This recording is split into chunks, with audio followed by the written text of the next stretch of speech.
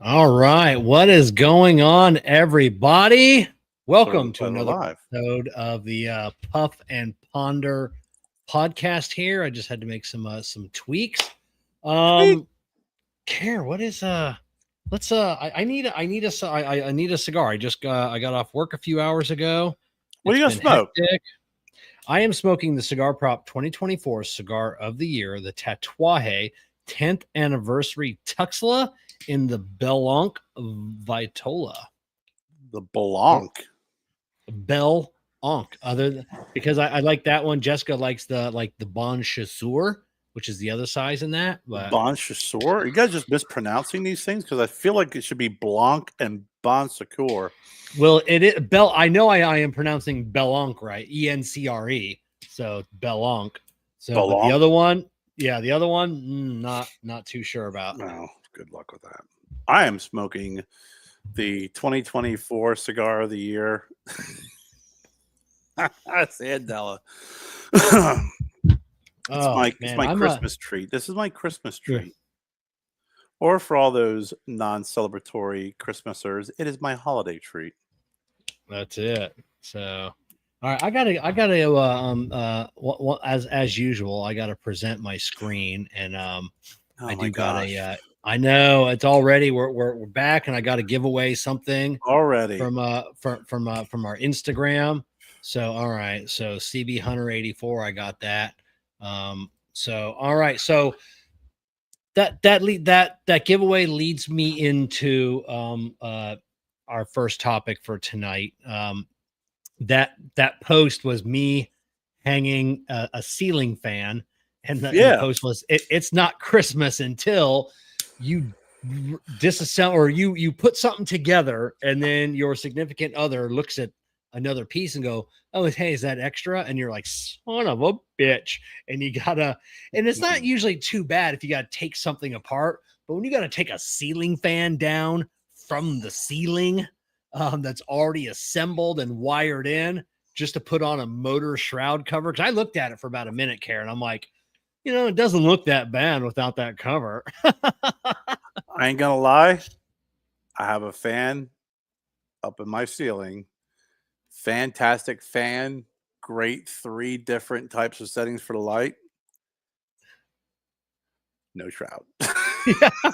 That motherfucker went up, and I was holding my hand. I'm like, well, I think this needs to go on first. And I'm like, Yeah. it don't look that bad. Yeah. That's it. So luckily, it didn't come. Pretty good. Pretty good. Oh, Hashimoto, what's going on from frigid Utah? It's warm down here in Florida. It's been hot for a few days now, like in the 80s. So it's getting a little annoying, but at least it's not Utah or Gosh anywhere else almighty. where it's snow. Kevin So, must be so hard, the pain and the agony. yeah, first world problems of living in Kevin just paradise. So, said, "Oh yeah, I know it's been horrible. It's been in the 80s here in Florida." so Yeah. Care, finish that sentence. It's not Christmas until. Oh Jesus.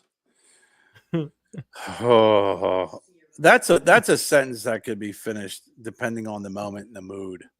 You Yeah, know, the alcohol consumption and yeah. it's not Christmas until Jennifer has me hang wreaths that fell that I should not be on ladders or hanging from any other. It happened last year too. Is that we hang these wreaths, and the year before we hang these wreaths, and she always picks a few spots that are like I got to put Joe up there because he's skinny. Oh, you're on the He's outside of the house. yeah, he's not going to fall through the roof, right? So he's Yeah, skinny, and if he falls, I can catch him, right? yeah, he's young. He'll bounce up. And he's young, right? And then they always fall out of certain areas, and it's always like, "Hey, I need you to," and I'm like, "Hold on here." So this year, when 2 of them fell, um, they still are here. They never went back up again. Yeah. No, I don't. That's actually a tough question. That was kind of a lame response on my end, just because I was thinking about this year. But it's not Christmas until I. I don't know. That's a real tough freaking question, man. You put me on a spot. Obviously, yours was very specific to the issue you were challenged with. But if you were just to talk about a everyday normal freaking Christmas Christmas, year, what is it? What is it? What is yours? yeah, I don't know. I don't know if I could answer that either. You know, it's not. There's nothing. It's. I guess at the first time, you know, of Jessica stressing out about gifts, you know, like that would be like, you know, like the first sign that Christmas is here. You know, did I get enough? You know, did I get, did each grandkid get the same amount or the same quantity? That's what popped in my head, Kevin, because I was going to say something, but Jennifer's here and she throws something at me, but it's like, it's not Christmas until I point out that Joe has more gifts than everybody else. Yeah. Okay. Yeah. It's been like that since Christmas numero uno. Yeah. This was the first year Jessica and I did not get each other anything. Actually, well, I mean, she gave me like some stocking. She stuffs my stocking and with some candy and stuff. But yeah, we didn't do. I mean, we've just had so many expenses this year, you know. Like so, we just didn't. Same here. We didn't. Yeah, we didn't do Christmas, and then luckily with her parents, you know, we did a Secret Santa finally, you know, without having to buy everybody. Because I'm tired of getting dumb shit from people. You know, it's oh hey, look there's another pair of funny socks, haha, because Kevin's wacky, and let me put those in the fucking drawer and never wear them. You know, or just when I get home, you know, I just throw the gift in the trash, you know, which and they're like regift it. So basically, yeah, no, because they're like wacky socks. I don't know where they came from. Yeah, like they're novelty gifts, you know, and some of the things like a yo-yo that screams or lights up or something like what, you know. So, but yeah, so at least we don't have to go through that this year. So, but yeah, that's a real tough question. I mean, you know what's funny is I don't know if it speaks just to the non-traditional kind of. It's like, you know, there's a lot of folks that could just. It's not Christmas until grandma does this or mom does that, or you know what I'm saying? Like there's a lot of folks that probably can rattle off a whole bunch of really cool creative shit. Yeah, my dad's like that. You know, he could have, you know, until he watches, you know, what for him it's probably a movie before, you know, it's not Christmas until I see such and such for the first time. Then it's Christmas because my dad is like a big kid at heart. You know, still watches Charlie Brown's Christmas, Rudolph. Even if we're not over, he's just Home Alone with my mom. Like it's just he still watches all the Christmas movies and the cartoons and years ago my sister and I would always watch Christmas Vacation together, you know. Yeah, my favorite we did favorite that movie. for a couple of years, or you know, but maybe just because I'm getting old and grumpy and stuff, where you know, even some of those movies, man, it's like I don't even Jen likes Emmett Otter's Jug Band Christmas, which is just a horrible display of muppetry and shitty animatronics, you know, but she loves it, and I'll sit there and I'll be like, man, it's terrible. Every year that goes by, I like know where the Grinch is coming from, like Jim Carrey's Grinch. Oh like, yeah, I can relate more and more. I'm like, oh man, maybe I should move to the top of a hill and get away from fucking everybody, you know, and then listen to them cocksuckers not only, you know, singing, you know, annoyingly, but then singing songs calling me a piece of shit every 4 seconds. I know, right? Know? Yeah, I know. So yeah, I can relate to the Grinch every year that goes by more and more. Yeah, the Jim Carrey Grinch is definitely like relatable. It's like, you know, ever since he was a kid, they fucked with him, and you know, you know, it is very, very, very relatable. They're always singing freaking shitty songs about him. Yeah, I know. Oh my god, that's freaking hilarious.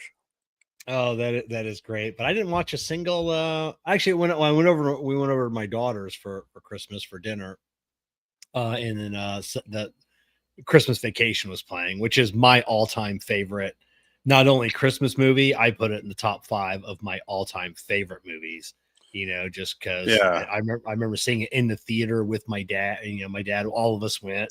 And it's just a great. So many one-liners, man.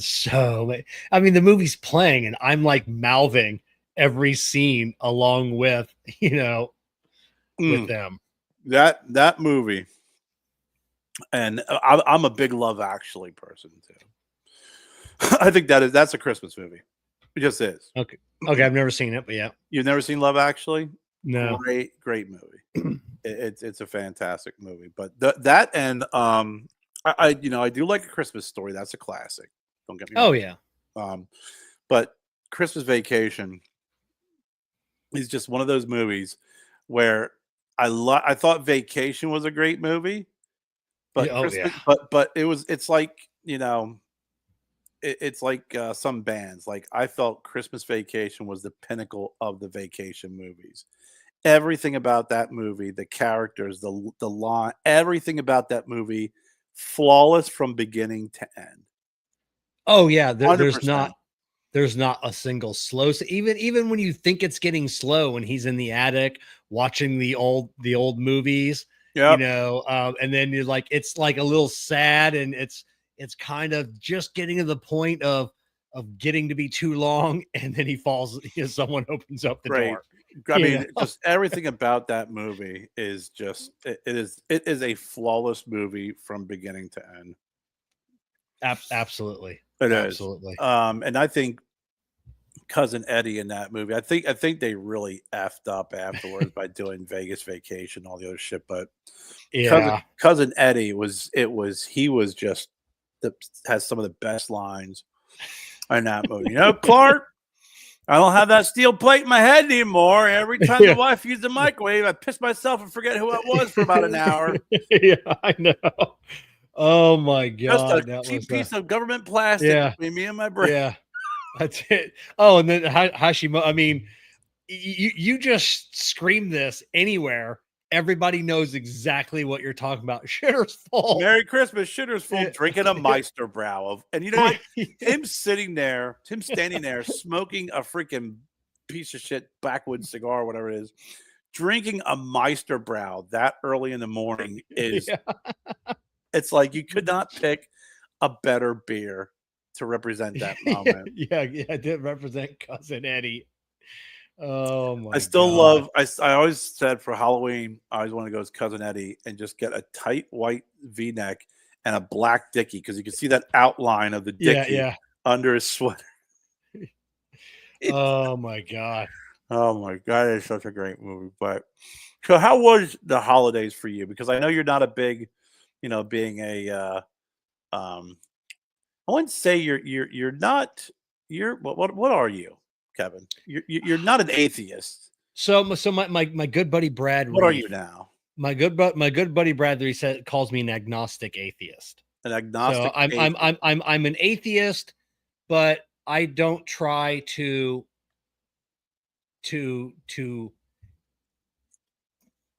science-fy everything. Like, oh hey, like this, like, well, no, technically that can't happen because of this and this, or it's like, no, that's not true because that's not the way physics works, or so it's like I just I don't believe, but I don't try and you know You don't try and and disprove. I don't try and disprove, and Right. then I don't talk down to people, that aren't, that I listen. Like I said, people say I keep a Bible beside my bed in my nightstand, so I mean it's, I mean they are good stories, so That's they like do just have, in case you're wrong. yeah, yeah, and parables are good. They teach you, life lessons. I think every child should be taught the Bible because they do teach you, like, do unto others.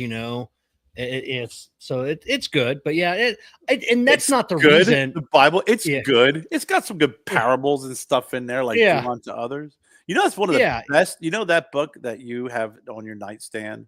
If you were to take a look at it objectively, that's one of the best historical. Like, it's a good book, a historical book. It's a good book of history. yeah. Like So it, like when people try and understand what goes on in the Middle East, and they don't understand, and they're like, "Well, I don't understand why you just can't get along." If you pull out the Bible and Yeah, you start, yeah. and you actually were to read it more like a history book, it tells thousands of years, it tells a very detailed story, and it lays out everything, that not only the stories that you said, that in the Middle East and why there's conflict, but it talks about it's historical events, historical leaders, historical wars, battles, and everything else from thousands of years ago. Yeah, and every time that that a story, like, oh, this place never existed. That was They just a fucking story. find it And then they dig it up, and it's like, oh, hey, here it is. It's every single time. And they're like, well, yeah, that was just a story. Yeah, well, they just found XYZ. Oh, wow, really? Sodom and Gomorrah was a real place? Yeah, yeah, it was. yeah, So that is. We didn't have a lot back in the day, so it reminds me to stay humble. We give to those who don't have, and this makes me happy. Yeah, it was the same growing up with us. My parents had 4 kids, and we all got like 1 or 2 gifts. I mean, there was none of this Christmas morning, and there was a pile 5 feet high, of Christmas gifts for the whole family. And I think that's why I've never, even when my kids were growing up, I mean, they had toys and they had stuff more than mhm. what I got. Um, but yeah, we've never been a real big, you know, um, focus on the gift giving and the toys and everything else on Christmas. I mean, we got gifts, and we had a limit. Like, there was a very strict limit on what could be spent because my parents, you know, we didn't have a lot of money. We were by no stretch of the imagination, poor, but it was it wasn't like we just had fuck you money. Yeah. But and it was the same with a lot of things that I grew up on. It was a lot of things were on layaway. My mom was the Yeah. layaway queen. Oh, my mom, I So remember going it I was remember like going and making the payments throughout the year, you know? I was Yeah. picking out Christmas shit, and my brother were picking out Christmas shit, and I'm like, a little early. We Yeah. be picking out from the Montgomery Ward catalog, you know. But as soon as that Christmas catalog would come out, it would come out like September, October, whatever it would come out. It was like we'd start picking out, and there was always a high pressure to make sure you got your freaking shit in, so Santa knew what was going on. It's because it was on layaway. And there's a lot of people that remember back in the day. I don't know if you had folks who had Christmas clubs at their work. No. It was like a little bit of. Did you have that, Jen? You hear about that? I think it was like a little bit of money that was taken out of your pay and put aside, and put into a Christmas account. And then when it came around Christmas, you got that money, and then you were able to use it. Oh. So yeah, there's a couple of people in our neighborhood where their parents worked at places that had Christmas clubs. So it was one of those things where you know nobody was doing any last second shopping at my house. Shit Oh, yeah, was either yeah, bought or it was on layaway and was picked up, because they had to put whatever money they can put on it every week. yeah. Yeah, like I Uh, said, I remember as a kid, like I said, going, occasionally to Walmart or Kmart, and my mom, putting money on her, we didn't know what was on it, but, on the layaway, mhm. so, but yeah, and then, I mean, I mean, obviously I got a new bike at one time, a skateboard, those are like the big ones. If you Yeah. got a bike, you didn't get anything else, No, or you you maybe got like one thing, a along with helmet. if you got, If yeah, if yeah, if yeah, if if they cared about your safety, yeah, no, they which they I they don't think. they did not, you No, know. no, I was like, "Here's a bike. You don't get a helmet? For what? That's just an extra freaking $20." Yeah, yeah, I remember going through the catalogs, man, going through the catalogs, and then just seeing all the cool stuff that was. But you remember, I remember ordering from catalogs, even as a when I was like working and had a job, 16, 17, 18, where catalog ordering was still a thing, where like you would, call up and order something, and if you didn't have a credit card, which nobody had that I knew, you'd actually just send in a check. You'd fill out the order form, you'd put a check in an envelope, and you'd send it to the catalog company. And 4 to 6 weeks later, you got your. 'Cause I remember ordering a mountain bike through Oh, a yeah. catalog. And you got like one day it's like, what the hell's that big? Oh, hey, I ordered a bike a month and a half ago. That's right. Yeah, it's we did a lot of catalog buying. Like I said, and mine was a lot of catalogs or out of a comic books, always waiting for that, that I'll never forget, man. It was a comic book and they always had like this like for $5 or something like that. You get a 500 army man war set. Yeah. And I was like, dude, I'm sitting there looking at my figures, and then they show up and they're all like this big. Yeah. It's like 500 pieces that could like fit in your freaking, in a pencil bag. Yeah. But yeah, I mean, that was, our Christmas was more of spending time with family. It was Yeah. like Christmas Eve was the big night for us. Christmas Eve was going to my grandmother's house. All of my mom's side of the family would show up. And then after we'd open up some gifts there and the adults would drink about 1,000 beers and smoke 100 cigarettes. Then we'd Yeah. walk down a block to my aunt's house and they would drink some more beer and they smoke some more cigarettes. And then we would then go to my other aunt's house. And then we would go out to my great aunt and great uncle's house. And they had like a finished basement with a pool table. And by that time, there was a lot of drunkards just hanging out and singing and having a great time. But that was my Christmas was Christmas Eve. That was the best night of the year growing up. It, Matt, the one thing I still haven't got, this is I think year 35. I still haven't got my GI Joe aircraft carrier. Still haven't gotten that bad boy yet. So I feel you on the That's the a roller big coaster. that was a big ask, man. For someone who didn't get a lot of shit, that was like Oh, 9 9 feet feet owned that. long. I mean, that thing was like the Yeah. size of a Yeah. rowboat. Yeah, I remember. Like the Christmas morning, kids open up their gifts, and then they had like a lot of it, but like Wyatt likes to color, so he has some coloring books and some new markers. So it was like a lot of gifts, but it really wasn't a lot of a lot of stuff. But then just out front, I'm smoking a cigar, and then I mentioned to Jessica, I go, man, like I said, I remember being a kid on Christmas morning. You get up before your parents do, and you see all the gifts. And then you got to wait till dad gets up, and then you open everything up, and then then it was time for breakfast, but you wanted to get through breakfast real quick. So you went outside. Like in our neighborhood, Mhm. like Christmas morning, there are kids everywhere. Like we Yeah. lived in neighborhoods with kids. So, oh, what'd you get? What'd you get? And you'd be playing with your new remote control car, or you'd be riding your bike or riding your skateboard or whatever. And you would just be hanging out and like, oh man, it's a middle of the week. We don't got school. Like, what are we doing? And I look around, like there's no kids in our neighborhood, and none of them are outside, even driving around the neighborhood, going to my daughter's house. No, it's like Yeah, that that was a big thing of going out and showing off all the stuff you got. yeah, I mean, I especially if you got something cool like my brother, who's a few years older than me, he went through like a couple of years where it was street hockey gear because street hockey was Yeah. really big in our area.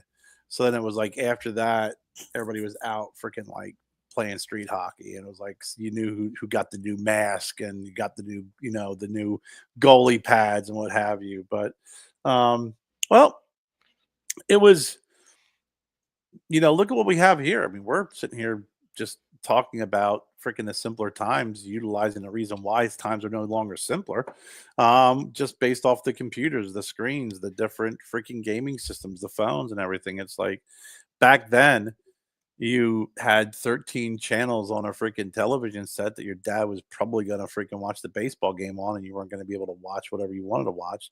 And other than that, you had your toys and imaginations, or you had that an imagination, or you had the outside. Yeah. Very few options.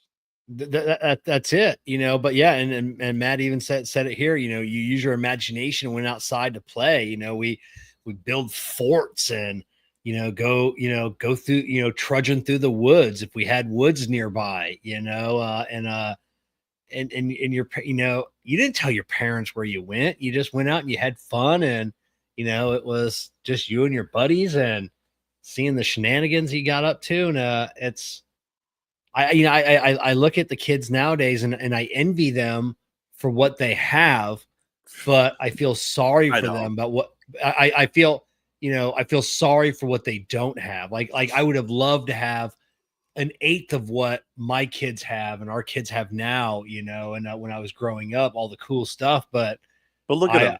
Which I mean, yeah, you know what I'm saying? Like, yeah, no, I'm glad that I don't have what the kids have. I didn't have the kid what the kids have. I wouldn't want it. I mean, I would yeah. look back on my childhood and it's like how many great memories there are and all the different friends that you had and all of the um, crazy adventures that you'd go on. Oh, the You know that adventures, care the that's what I'm adventures. saying.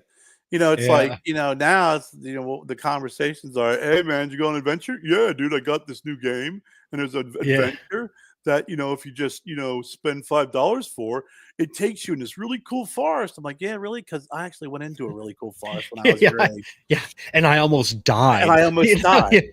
Yeah, I yeah, fell down a well, yeah. and then I I have know fucking it's Lassie trying to get me, get. I mean, that's it. Hey, look at that old abandoned house.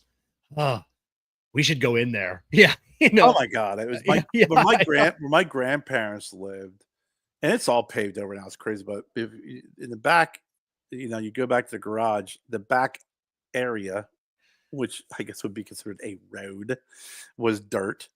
And then there's this field and a dirt road that went back field. Then there's this stone building that was like abandoned. The freaking roof was burned and caved in, and it was just there. That was it. Yeah. We went and did everything and anything we could around. Lord knows what the hell was in there. And then we would go down Yeah. to the train tracks, and my brother and sister did this. I never did this. We go down to the train tracks, and that's when it was acceptable term in during its time was that's where the bums were. Yeah. And they would sleep, they would sleep on the train tracks or sleep in the freaking box cars. And, my grandfather and I would go, my grandfather would give them sandwiches because, when he was young, he grew up, in depression and, didn't have his parents. So he really understood the troubles that they go through. My sister and brother would throw rocks at him, because they were little delinquents, but Yeah. that's what you did. It was like stand by me. You mean when you Yeah. walk on it, you were like, hey, let's go to Cumberland Street and let's start walking on the train tracks. We're just going to keep walking. You didn't realize because you had no sense of freaking direction or anything. It's like, dude, you're going to freaking walk like 2 counties if you keep going. You know Oh yeah. you're not gonna get lost. All you gotta do is just turn around and walk the same way, on the train track. So it's your way of keeping your bearings, but being able to go. But holy hell, you'd be able to travel That's it. everywhere. That's it. Matt said, what we took for granted. There are so many times that, not so many times, but there are times that I wanted like the cool stuff, the gaming console that my parents couldn't afford, or the new bike, but because my bike was getting old, and but there's but you look back and it's like, God, yeah, I mean, you wanted for a lot of stuff, but I wouldn't have, like you said, I wouldn't give it up. I wouldn't give my childhood No. up, for anything. I remember having, and we know I don't have a ton of memories of me growing up, but I remember having a good childhood, just Yeah. exploring, and like I said, just that's it. The kids, they just don't, Gabby, Gabby hasn't left the house, and I never. She's never. I mean, we've never taken her over to a friend's house ever. She's done some school functions, like some dances and stuff, but she hangs out with her friends online. That's It's it. crazy. Joe, here's to provide some context. What exactly to build on what you're saying. Joe he was 18, right? Joe at 18 flew down, paid for his own ticket from his own work, flew down to Mississippi because he had a bunch of friends online that he gamed with, that he was gaming with since he was like 10. Yeah. So these kids were friends online since they were 10, and 8 years later, he finally flies down and gets a chance to meet him and hang out with him. And for the most part, it was a good time. I mean, I think you kind of get to finally meet someone. You're like, hey, you're pretty cool online, but not in person, Mm. you know. Yeah. But it was like now when I look back and I see all my Facebook friends from back home, it's like you live with them. They were there every day. They're at your house or you're at their house. That's it. And They were that there, says you were there. and sleepovers. Oh yeah. Every Oh, in the dude. summertime, it was every weekend. Every weekend, it was either they were at my house, I was at their house. And It was oh god, it was stay up all night playing, goofing around, scaring each other, freaking seances, all that stupid Ouija board, all that stupid cool shit that you could do back in the day. we never got into the occult, Care. That's what maybe that's I think that was my Catholic upbringing probably led me to just investigate a little bit and learn some more. But yeah. I mean, but it was always done just to try and fuck with someone and scare someone. Oh, And there was always one. It's like I gotta call my mom and dad pick me up in the middle of the night because you just scared the shit out of them. But I mean, and that's why I harken back to that Christmas memory is, there was no gaming. There was no one sitting around playing Mario Kart or anything else like that. It was just a bunch of kids. My grandparents would bring out the toys that they had, which were Lincoln Logs, animals, and then these big freaking blocks that stuck together. And you freaking use your imagination. You played. You go out in their little backyard. It wasn't big, but they got backyard. Or you'd sit down and it was the entertainment of the evening. If it was like a Friday, was to watch the Dukes of Hazzard, or something like that. And that was it. I mean that was enough. And then you play pool. And if the pool's over, we play kick the can. Flashlight tag. All those great outdoor stuff. Where when you mention it now, you try and explain the rules to the kids, they're just like, what? I gotta do what? Yeah, and then back, and then preteen and teen years, we were the family. We had two different houses. We had the pool, so we were the family with the pool. So that's especially during like the summertime, especially that's where everybody hung out. Yeah. Yeah, my dad bought an above ground pool. Or he got it from someone. I think someone at work. It was all there. Shit came to our house. That was always like when everyone was getting Ataris, I got Odyssey. Yeah, a guy at work had it. I was like, the guy at work realized this fucking sucks, and his kids, probably said it fucking sucks. But there was like dad brought home an above ground pool, so it was like the definite, freaking 4-foot above ground pool in the backyard, the whole prep work of setting it up and everything. And then everybody was in our neighborhood all summer long because that's what we did. Yeah. That's all we did all summer long was play baseball, football in the back, and then swim in the swimming pool. And then at the end of the year, my dad would take it down and then we had like a freaking 16-foot symmetrical sandbox, Yeah. And then the world's biggest kitty litter box for the neighbor's cats that would wander around. I stuck my hand in cat shit every year. Yeah, if you had a pool, you were rich. We lived in Florida, so a lot of houses had pools. So so it wasn't necessarily they're buy one get one down in Florida probably. But they were in ground. So yeah, I mean the ones we never had an above ground.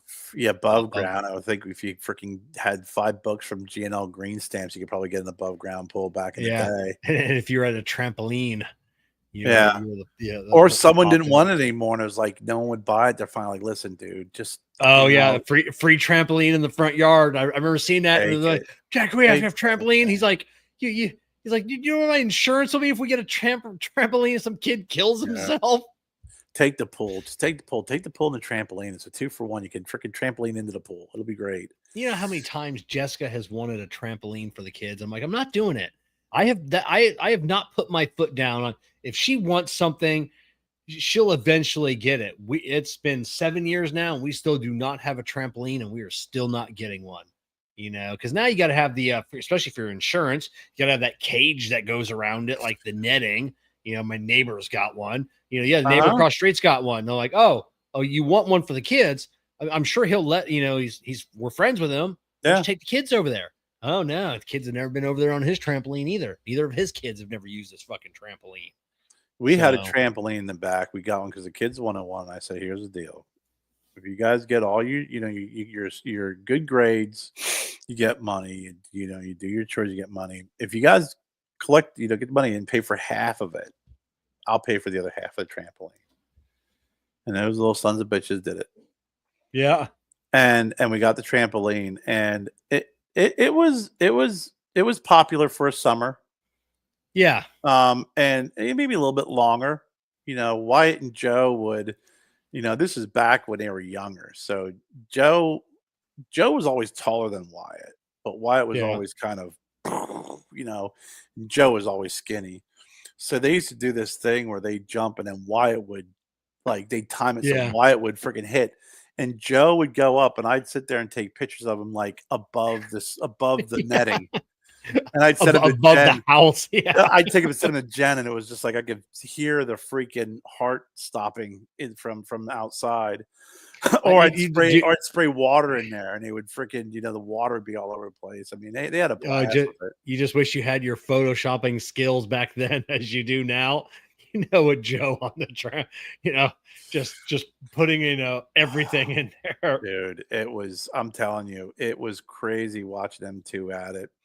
But it was like, and that's the one thing I always, we always, raised our kids, and I do think they appreciate it, and I appreciate it. They did do a lot of spend some time outside and encourage them to go out and get, go get dirty, freaking scrape up your knee, go do some stupid shit, but not too stupid. Um, Yeah, you know, that's it, because Matt.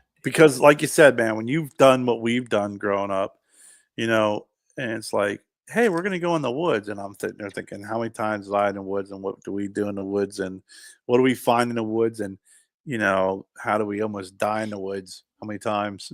That's it. How many tree houses we built and fell out of, and rickety ass tree houses, like Oh my not god. even no engineer. Well, we had engineering skills of an 8-year-old. Yeah, yeah, it was Just like this should I work. think. I saw this on Yeah, Bugs Bunny. yeah.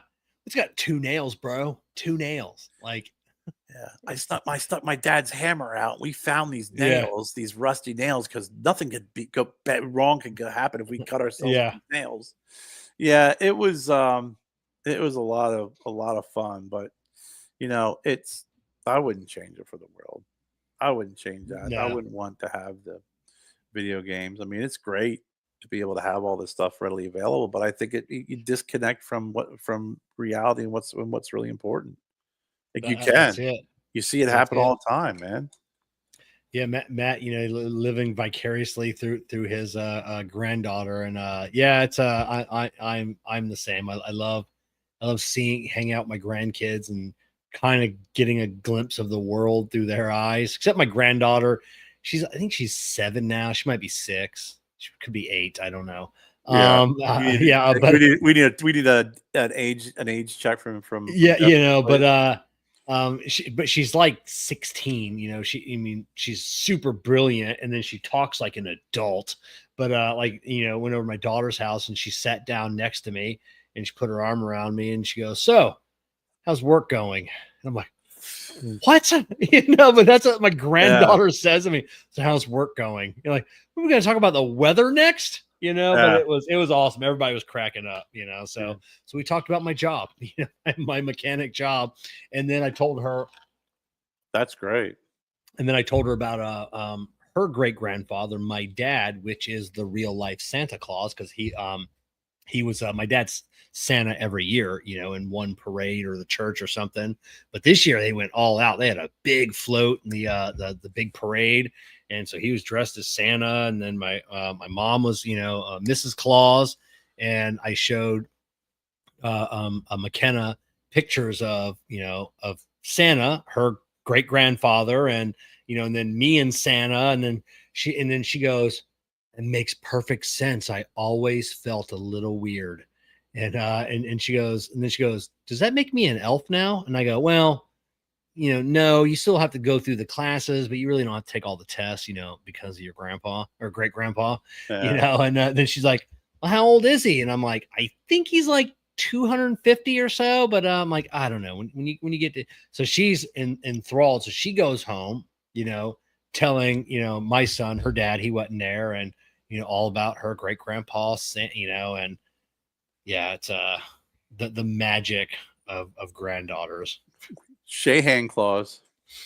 That's it. That's great. Yeah, it's I mean, you tell her, you got a little elf in you. We'll do the 23andMe to see what percentage of elf you are. Yeah, and then when her mom, when they were home, I get because she messaged us afterwards, and it was she's like, you gonna tell everybody at school that your great grandpa Santa? And she goes, no, that's against the rules. You can't tell, who Santa is. Haven't That's you great. haven't you seen the movies? And I'm like, oh, sweet. So That's awesome. Haven't you seen the movies? Damn it! It's a secret. okay. Got to keep it a secret. So you yeah. guys do anything for New Year's?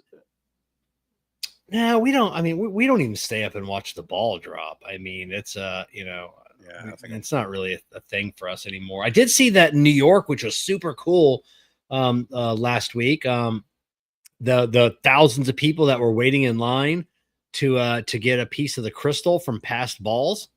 Did you see that? That was super. No.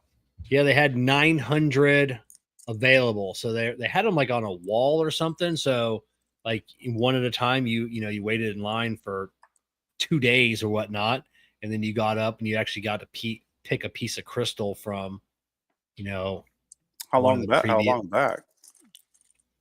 how old? How old? I don't know. I want to say it was going back like 20 years.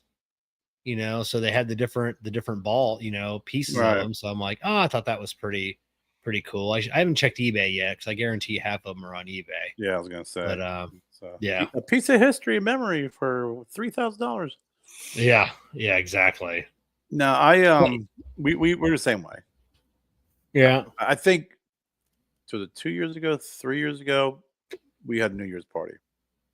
Yeah, I think I remember you guys having a party. First year here, our first year here, in our new house, we had a New Year's party, and it was fun. I got effing COVID and was freaking sick as hell, but it was fun. Yeah, see, I don't want people coming over to my house because I can't dictate when they leave. Right. At least if I'm over at someone else's house, I'm the guy. It's like, well, and that was look at the time. Look at the time. Yeah. Or it's Jessica. She'll look at me. She's like, 5 minutes, and I'm like, yes, let's get the fuck out of here. Go on. Want to be home by 7:30 or 8. Yeah, Jen will be like, hey, I'm gonna have a party, and I'm like, really? Yeah. And then she'll say that she's gonna have the party, and she'll invite everybody, and then it's like that buyer's remorse. Like, oh yeah. Then you're like, son of a bitch. But yeah, when we had the Christmas party, or the New Year's Eve party, it was a lot of fun. It was 73. Oh yeah. It was disco theme. Yeah. And it was a blast. But Jen got COVID. I got COVID. My niece got COVID. Her husband got COVID. I almost ended up in the hospital. That's how bad COVID was. It's like the chicken pox parties when you were a kid. It's exactly what it was like. I mean, we were all pretty banged up. I mean, it was pretty nasty. But yeah, I think this year we're probably going to do what we did last year, which was just nothing. Yeah, that's what we're going to do. Sit around, smoke cigars.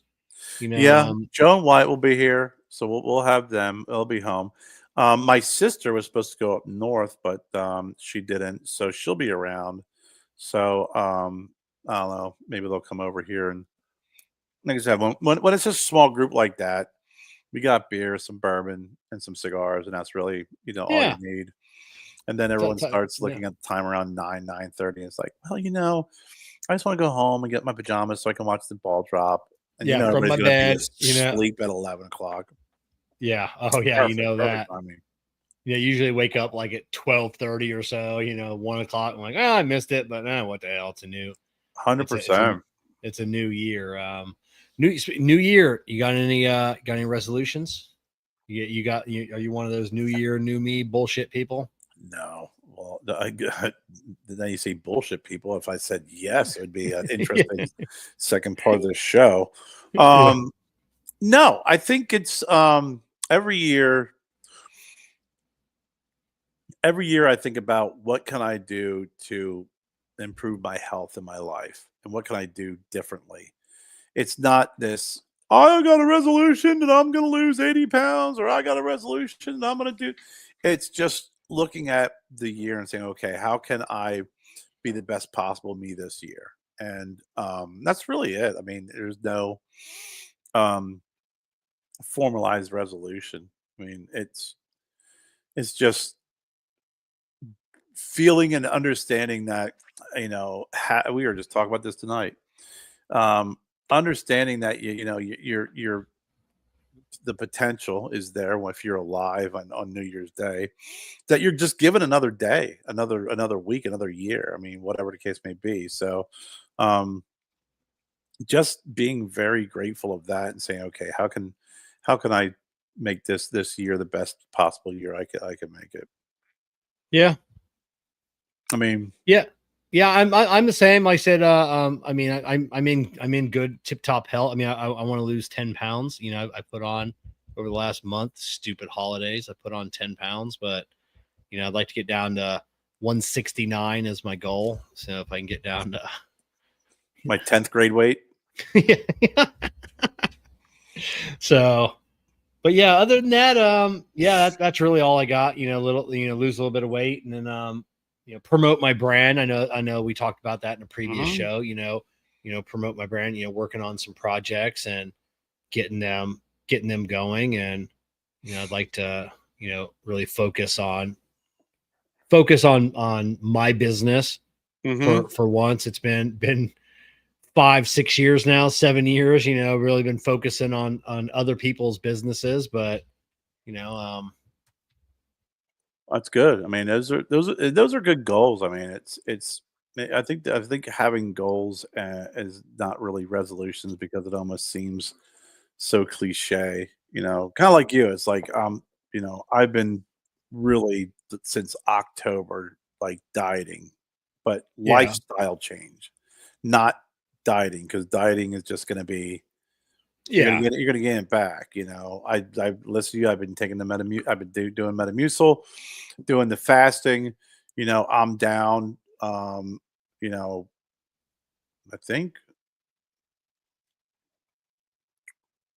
probably 20 pounds since October. Um, wow, that's good. It took me an entire year. It took me all of 2023. I dropped 30 well, pounds. But yeah, I mean, that's the thing is when I look back at my weight in March, I'm down a little over 30 pounds since my weight of March of 2024. yeah, But since October, it's down 20 pounds, and I want to continue that trajectory based off a lifestyle change in 2025. I don't have this. yeah, I need to get by this goal, weight by this. I don't want yeah, to do that. yeah, But I know that by the time we go to PCA, I will be half the man that you probably yeah. originally met. But Gosh, since um, we're going out there, let's head out to Utah and go to his 340. You mentioned the shenanigans we'd get into on 342 acres. I would maximize all 342 acres. All 341, I leave 1 acre untouched. Um, Yeah, but yeah, I mean that's kind of like, what I've been focused on in 2025. Um, and then like you said, it's also looking at the business with Stogie Road Cigars and making yeah. a few Well, pivots here and there. have a good one, Matt. We'll see about but yeah, I mean it's really, you start to get older, you start, I think mortality is realized. I, I, you know, um I, I, it just I, I is. hear you. And You it's lose not some just that. friends and family. Yeah, It's like, dang. and we're getting closer to retirement age. I'm 46, I think. Maybe I'm 40. Maybe I'm 47. I think I'm 46. But yeah. I mean, retirement's around the corner. I got to be thinking about that, and it's I can't even think about retirement. I just think about like it's, you know, I'm I'm gonna be 55 next year. yeah, I'll be the double nickel. yeah, So that's where I'm kind of like, It's realizing, and it's getting a little bit achier in the mornings. But I think that 2025 is going to be a good year. I mean, and I think that every moment, and like you said, man, you mentioned Brad, and there's a lot of people that we lost over the last year, couple of years, and it brings things into reality. It just does. It really kind of makes you go, huh? All right, well, maybe I do need to kind of watch after myself because it's uh, our time here is limited. That's the one thing we can't buy or get back. It's time. That's truth right there. It's like the legacy that we're gonna leave. So it's Yeah, 100%, man. I mean, I'm really looking forward to PCA. I'm looking forward to yeah. focusing in on what we're gonna do there. People have asked me about that. I'm not there to promote Stogie Road cigars. I'm not. I mean, I'm there to work with you and do the best possible job that we can do to bring the PCA and the events and the people that are attending there, to the audience. Yeah, that's it. I never went there as cigar prop. I never went there as Trash Panda cigars. Just always went there to, as a member of the media, and tried to be respectful and try not to get in anybody's way. And just try and get the best content that we could get. You know, Hmm. that's why this year, or well, the next PCA, it's why you'll be doing the interviewing. And I think there's a couple people I want to talk to, but I want to do the filming, because like I said, it's No, no, no, no, no, no, no, no. That's not what I yeah, signed on for. yeah, you're I'm a good camera guy. All you gotta do is teach me, and I yeah, can do the camera stuff. yeah. You're the smooth operator. We'll split it in half. Dude, I We'll can't. Because there's some folks, if I interview, it'll be. I don't want that evidence because I'll beat the shit out of a couple people. yeah. you know and for the most I'm part, it's teasing. just and it's the same things. Unfortunately, there's not a lot, because you want to be respectful of the people's time that you're there, so you don't, so a lot of them, it wasn't talking about old, like what we do on the show, Mhm. bringing up and asking questions, because they're there to promote their, for the most part, their new stuff. Yeah, That's what they want to talk about. And yes, they kind of complain a little bit about, oh, people ask us the same questions, but then and in the next breath they're like, yeah, and that's kind of what we want. We want, a dozen different media people, talking about our new yeah, cigar, yeah. because that's, They that's a complain about the dozen same different. questions being asked, but then if you ask them a curveball, then it's fucking upsets the apple cart. So you can't have you Yeah. pick a lane. Yeah. Pick a lane. How do you want your product to be represented? You know, That's it. period. So I'll ask some curveball questions. Some folks have some questions for it, maybe yeah. a little Yeah. controversial. Maybe Yeah, we'll definitely, as soon as the list comes out, I would of never do everybody that's going to be there, well, we'll set our appointments. And some people don't know how to do appointments, so they're kind of just hit and miss. You just catch them when you can. it. Yeah. You come back. It's but Well, the I mean, I'm looking forward to it. I tease about all the other shit. I mean, listen, I have too much respect for the cigar industry itself and the reason why I got into what I'm doing more than anything else. Um, and I think that I'm looking forward to be able to see a lot of folks that we've interviewed over the years in person, getting to spend some time with them, and then also, being able to help promote and elevate their brands and get, bring that information to the to the consumer. I mean, Yeah. and I think that it could be done in a really cool way. And I think that, when it gets close to that time, we'll be chatting about it. But I think it could be done, and will be done in a very. I see it being a traditional way, but also and the one thing I always appreciate is you always find a way to make it different and unique, which makes it memorable, but not freaking stupid and hijinksy and cheesy. Yeah. You know, Yeah, I remember like our my first the first year when I had like the deck of cards, and I just had people asking, God, everybody talked about that for like a month afterwards, and like that was like the greatest thing. It's like it just caught everybody off guard for a second, hmm and just so we got to think, mix it up a little bit. And then JJ Jamblai, hopefully you'll be eating good and Nola. Yeah, you know, Carol's in charge of the food and to drag me around because if not, I'll find the only place that serves chicken tenders and park myself yeah. there. So Kevin I'm gonna will rely. Kevin will look for the Cajun chicken fingers. That's it. So No, we will not be. We will make sure.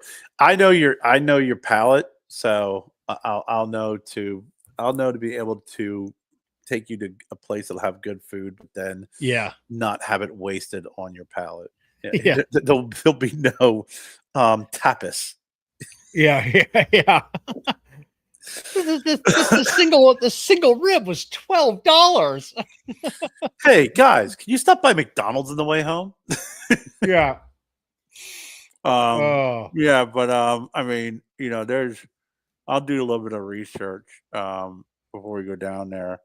Um, I I was only down there once, and it was many years ago. And I was only for a couple days for a meeting, but we ended up having dinner at this place called Luke. I think it was what it was. It was LUK, and it had like a little schwa over top of the U, and it was some um, chef that's on the Food Network. And Jennifer, I think I got Jennifer a cookbook from there. And they were doing the farm to table, oh, whatever they okay, yeah, call it, right? yeah, And God, the food was so good. They had banana pudding that was just ridiculous. And I'm not a banana pudding guy, but they were like, "You gotta try this. It's the best banana pudding in the world." I'm like, "Well, I'm not a big fan." They're like, "You're gonna be a fan. It takes a little while to make," and it was freaking off the hook good. yeah. Off. We were the same. We were the same way. We were only down there for a few days when the only time we were down there, and it was the week before Halloween, so it wasn't like crazy yet, but it Mhm. was still fairly busy with people coming in. But yeah, we didn't get a lot of chance to explore, do a lot of food, So I mean, it was a quick couple day turnaround down there, but I walked down Bourbon Street and I thought to myself, yeah, and same. Yeah, we I was like, "Man, probably would have been fun when I was in my 20s." yeah, oh yeah, And I was in my 40s at the time, late 30s, early 40s, whatever. And I was like, "It smells like puke. It's yeah, oh disgusting." yeah, I'm like, "I don't see what the big deal is. How is this exciting? How is this fun?" I mean, I'm sure when it's packed and freaking people are lifting their shirts up and you're drinking heavily, maybe it's more fun. But even then, I was just completely like turned off by it. And I said, like I was not impressed with it. I was more impressed with the historical district and being able to walk around downtown and going oh through the yeah, yeah, Cafe du Monde and and seeing yeah, that kind of stuff. And that's when you turn the page on having fun, in the old sense of having fun. Um, and it's the most haunted area in the United States. And so I think there's some real good legit ghost tours and stuff that you can go on um that's not kind of cheesy. yeah, Like our St. Augustine yeah. freaking ghost tour of the whatever the hell that was that Jennifer booked. That was just horrible.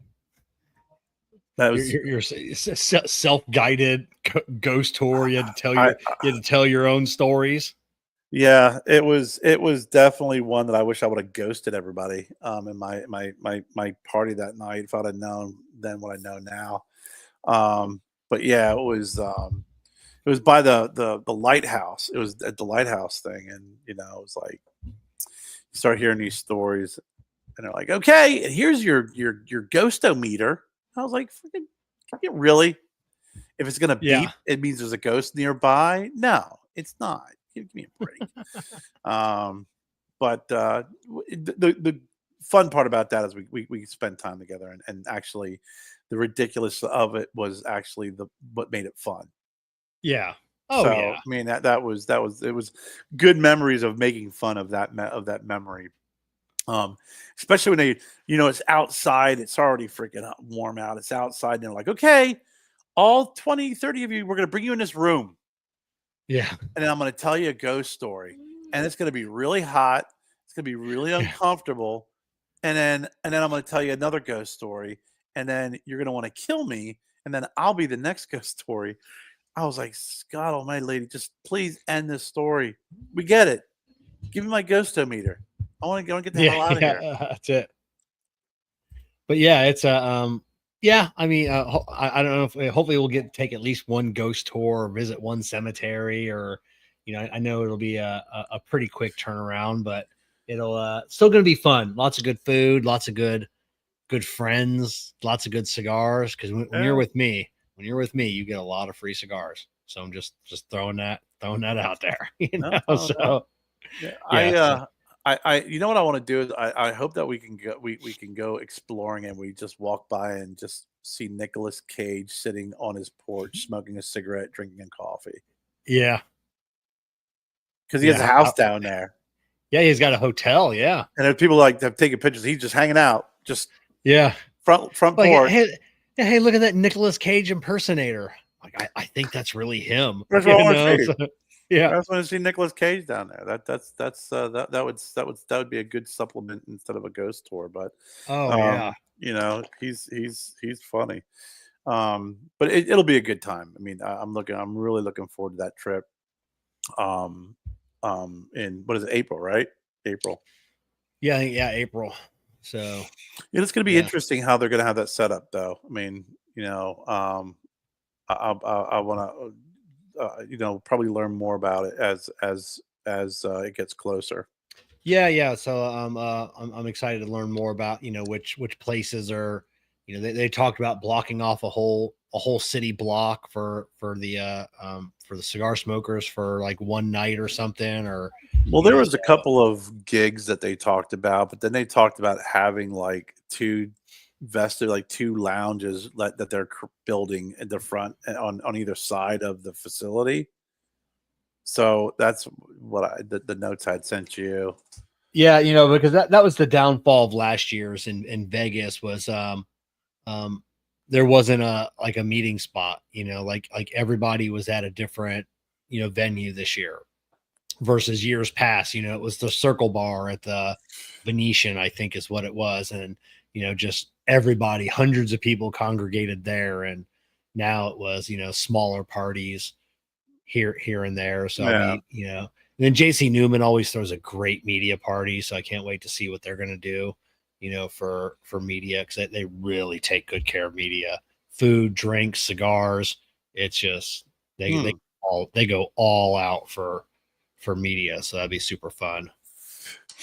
Yeah, that'll be a good time. I'm looking forward to it, and I am interested to see how it's. I've never been to one before, but with it being a new venue, a different venue in New Orleans.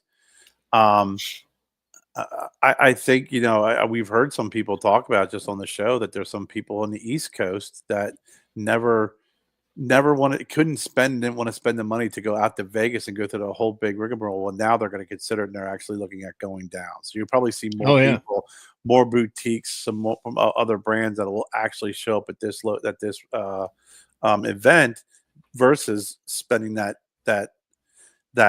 trip to Vegas, because that could be quite pricey. Not that this isn't going to Oh be expensive, but I yeah. mean, Vegas is And luckily we get to drive out there, so we don't have to have those outrageous airline tickets flying into right. Vegas. What a nightmare that was. I had to use up like all of my points.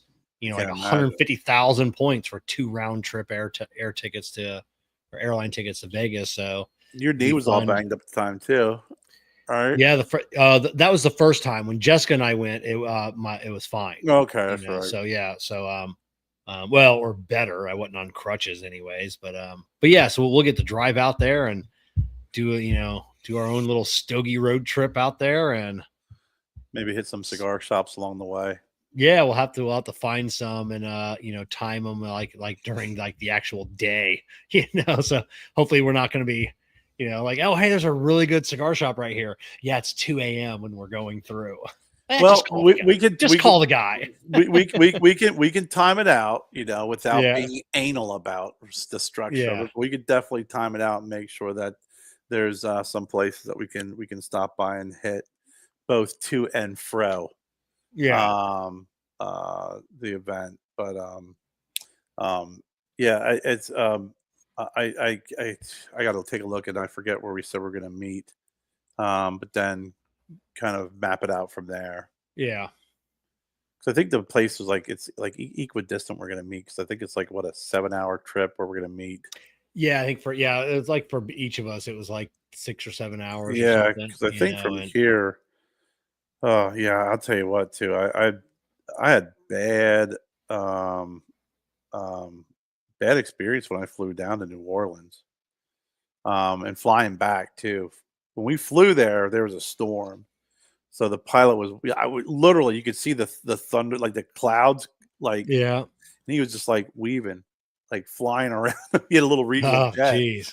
On the way back, there was a storm in Charlotte, but they had a circle in the airport, and as we were circling, it was nice and clear, but then there was like this big cloud, and every time we go through the cloud, it was like the worst turbulence you could ever imagine Yeah, for about a good 30 seconds, and then it would be clear.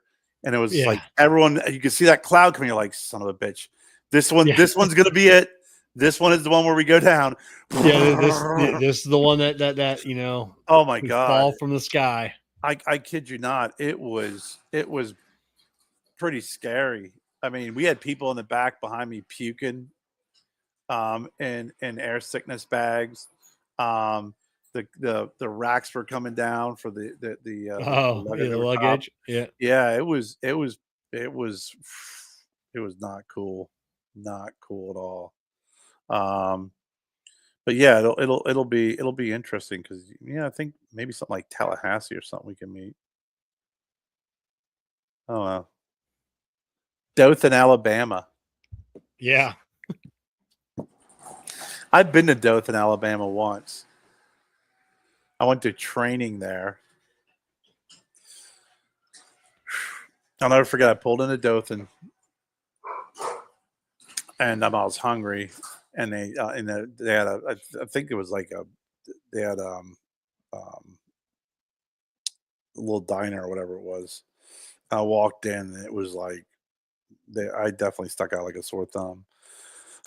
So then I went to some training, and then that night they had dinner at this restaurant, and we came pulling. I'm like, we at the right place? Like, this is hospice company. They're kind of based out of here, but this is. I'm feeling a little bit of urban cowboyish, like going. So we walk in. I'm like, I don't know if we're at the right place, but we're here, with the blah blah blah party. She's like, "Oh yeah, what you want to do is go straight and make a left at the deer head." I was like, just "All right, you just got to wear a hat that says "Roll Tide." You'll fit right in. that was Yeah, it. Go, roll Tide. go down and make a left at the deer head." I Yeah. was like, "Son of a bitch, you're at the right spot, man." So Carrie, you mentioned you're doing the intermittent fasting. You added the Metamucil to your diet. How's that going? How's your gut microbiome doing with the Metamucil? Good, not bad. I mean, it was. I expected like some immediate response, and Yeah, oh, what the hell that was, and it wasn't. You know, the intermittent fasting is like I had dinner tonight, I may have a snack at 9 o'clock, something Yeah. very light, something lots of protein. Um, then I won't eat till lunch. I won't eat lunch, and that's tough because I was normally a big breakfast eater, and I've done this before. And after like the first couple of days, it's like you don't ever miss it. You wake up in the morning, you drink your coffee, drink some water, and then somewhere around 10 o'clock, I'll have my first Metamucil, and Yeah, then that's my tummy starts grumbling at work. Like I'll get like this hunger pang in my stomach. Like it'll just hit me and I'll be like, oh, it must be 10:30. And I'll look at the clock. It'll be like 10:20, 10:35. Like every day my stomach's like, yeah, yeah, so that's and and then, it's a then I great don't. appetite suppressant too. I mean, Oh yeah, because I don't eat for another hour after that. So yeah. no, I mean, I'll eat. Sometimes I'll eat lunch. It depends on my work schedule. If it's a crazy afternoon, sometimes I'll eat lunch around 11:30. I'll eat early because I know I'm not going to eat anything until like six Yeah. o'clock or 5 o'clock. Um, but most times, that I'll take the Metamucil anywhere between 9 and 10 o'clock in the morning. Yeah. And then I'll take it again somewhere around anywhere between 2 and 4. I try and get it around 3 o'clock. I really do, but sometimes it'll be a little early, sometimes a little bit late. Depends on when I had my lunch. But it's working well. I mean, I actually, it's funny is I noticed that I forgot to take it when I was away at my dad's. I was up in Pennsylvania, um, which was I got a chance to visit a new cigar bar up in Yeah. Pennsylvania. I wanted to talk to you about that. It's pretty cool. But I everything was fine there. When I get back, um, there was a couple of days that I forgot, and I was like, "Oh crap!" And I could feel it. I noticed that. So I'm back in the groove again. I mean, I'd recommend it. I Jennifer got me those little packs, but I'm like, listen, we're gonna need to get the industrial big container. It's gonna be cheaper. I like the convenience of the pack, but you know, let's just get a bigger Yeah, container of it. and every I'll search, when I'm getting low. Sometimes Amazon has the twin packs, on sale, but it never goes on sale. It's always essentially the same price. So you can get like the big jug at Walmart, which is like the same size as like the two small packs you can get on Amazon. Right, Sometimes I just get them on Amazon because I don't want to fucking go to Walmart and right. battle No, that I hear that you. whole thing. So but yeah, so and they have the gummies as well, but I've never tried those. I gotta find some packs when I travel. So that's the thing. When I travel, I never bring it with me, but I need to get the packs. That's what we have, and I do like them because 'cause I'll keep them out here at my desk, so it will remind me, you know? So I do like that. I do like having the packs. It is perfect for traveling. I had to take a Yeah, I note. have like a little like 1 ounce Tupperware container, and I put it in that, and I put it in my lunchbox every day. Yeah, And that's why I go to work, and yeah, you know, this is you don't have to worry about that with this. It's, yeah. and it was really convenient when I was at my dad's, but, um, Jennifer always talks about how gross it is. I'm like, "I don't it tastes like Tang." It's orange flavored. It tastes exactly like Tang. There isn't now. I don't Jessica see why did people she get complaints about it. just Jessica tried it for like a couple of days and she said it was so gross that she just couldn't continue. But she did buy the the Metamucil with collagen. And I'm like, I'll take it, whatever. I'm like, it's not gross. That was gross. It was disgusting. Really? It was so bad. Was it And I had to thick and my gooey? yeah, I know. Just the taste, it was sour and it was so disgusting. But I powered through that container. But then I read, men need collagen as much, if not more, than women do. As we age, men should be taking a Really? collagen supplement. So Wow. I was, unaware of that, but, you need a collagen degree to get that.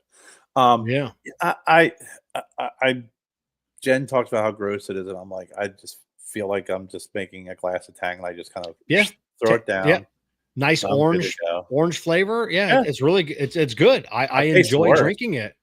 Yeah, I've tasted worse. I mean, I really have. There's no really nasty aftertaste. Actually, I think it's better than Tang.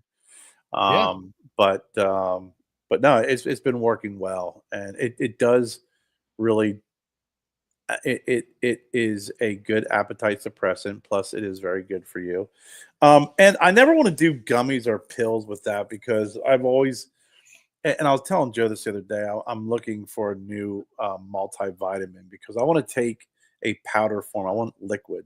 I want something that's going to be absorbed quickly and easily into my system. I don't want something that my stomach has to break down a pill. I don't want fillers in within a pill. I don't want that process unless there is a reason why it's a pill form, which is delayed release throughout your GI tract. I want something that it's going to go down, it's going to hit my stomach, it's going to be absorbed instantly, and it's not going to have to go through any type of metabolism. Well, if you do find something like that, definitely let me know. Because like I said, I'm always on the hunt for a good multivitamin. I And I try want and it in change it powdered up a little. form. I want it in Yeah, powdered form because I used to, years ago, a buddy of mine was part of, I can't remember what freaking company it was, but it was like a freaking pyramid scheme. But I used to get these vitamins from him, and they were all powder form. And he was yeah, a doctor, and he used to tell me, we talked about this, and it was it was a little tart, but I mean, it was for me way better than swallowing pills. And I do believe that even when you put it in your mouth, it's already absorbing. It goes down your esophagus, it's being absorbed all the way down through, and then when it hits your stomach, it's absorbed and gets directly into your bloodstream. yeah. I never, Less I never less thought, I never waste. thought about that. I never, thought about like the pill of having your body having to It's break it gotta break down it and down. digest it. Guess what Yeah. happens? You're freaking especially if you have any issues with acid reflux, what happens when freaking something solid hits your stomach? Your freaking stomach acids are come out. They gotta break it down, and then, like, "Nah, I just wanna throw this water down there, put in some water, drink it down, and make everything hunky Oh, dory okay. that way." Yeah, I'll definitely switch that up. So yeah, if you find something, definitely let me know. And and I know I had some stomach grumbling issues for the first couple weeks of doing the Metamucil, but I got used to that Mine wasn't bad. I yeah, didn't the drink that. gas was more than Jessica could handle. Sometimes I had some gaseous issues. Okay. Yeah. I didn't get the gassy part. I didn't. I thought I was gonna at first because when you first drink it, it does make you feel a little bloated at first. So I'm like, oh Yeah. boy, freaking stand back, Jennifer. And then I thought, okay, well, it's not that bad. And then you're expecting to have some sort of explosive diarrhea, and you don't. So Yeah, that's the biggest thing that people, I think the biggest misconception that I hear all the time. People are like, "Oh, I don't want to be going to the bathroom, a whole bunch." I'm like, "No, that's really not how that works, no. at all." And people have issues with that because they'll take drugs like Senecot or Senecot S, where it's a stool softener and it's a laxative, and they take it because they're on a medication that is causing constipation. And then what happens is they'll take a dose and they don't go. Then they'll take another dose and they don't go. Then they'll take another dose, and the next thing you know, it all freaking hits at once. And then, then it's like Katie bar the door. But this, if you keep it on a regular regiment like this, it's just going to keep you regular. It's going to keep things, moving. And I think again, there's a lot of benefits to it. So yeah, Yeah, oh I yeah, was, you can definitely you can set a watch. And it's about 4:05 every day. There better not be anybody in that bathroom. I got to get back into a routine with that because when I eat breakfast, I was like clockwork. Yeah. It was like my routine was wake up, coffee, eat a bowl of Cheerios, because that's what I ate a lot. It was Cheerios for breakfast, coffee, cigar, and it was like, at 7:45, whoop, to the Yeah. bathroom. It was like clockwork. Then in the afternoon, it was the same thing. It was very much, twice a day, like clockwork. But the morning, it was so routine. It was pathetic. Now, since I do the fasting, it's probably happening more at around 8:30, 9 o'clock, something like that. And it's actually, believe it or not, it's before I take my Metamucil. My Yeah. Metamucil usually probably helps out in the afternoons, but I haven't seen like any significant uptick in that particular um Yeah, the only thing I noticed since realm. I've been doing the Metamucil and the intermittent fasting for a little over a year now, I can't drink Monster anymore. Monster Energy, like a rehab, Mhm. like I have like one a week now, versus maybe like before maybe three at most on a week. But if I have like on a Sunday, like a Sunday morning, like I'll Mhm. I'll do my tech tip and I'll drink a Monster. Like I'll go to the bathroom 6 7 times during the day. Like Well, it yeah, yeah, it's like Monster destroys my gut now, I'm you know, sure. I'm sure. I mean, yeah, especially if there's not a lot in there in your stomach, you know what yeah, I'm saying? I mean, you're yeah, freaking pure rocket fuel. yeah, yeah, I it's, mean, yeah. Oh, yeah, Katie, I'm telling you, buddy, it's but so I yeah. wanted to tell you about my trip to Pennsylvania and share some pretty interesting things. So, um, um, our good friend Chris Walmer, I connected with him, Oh, and you did? I don't think you told me that you connected with Chris yeah, this yeah, time. yeah, Yeah. yeah, yeah, yeah. I mean, the last time I didn't get a chance to connect with him, um, a couple trips ago I did, and I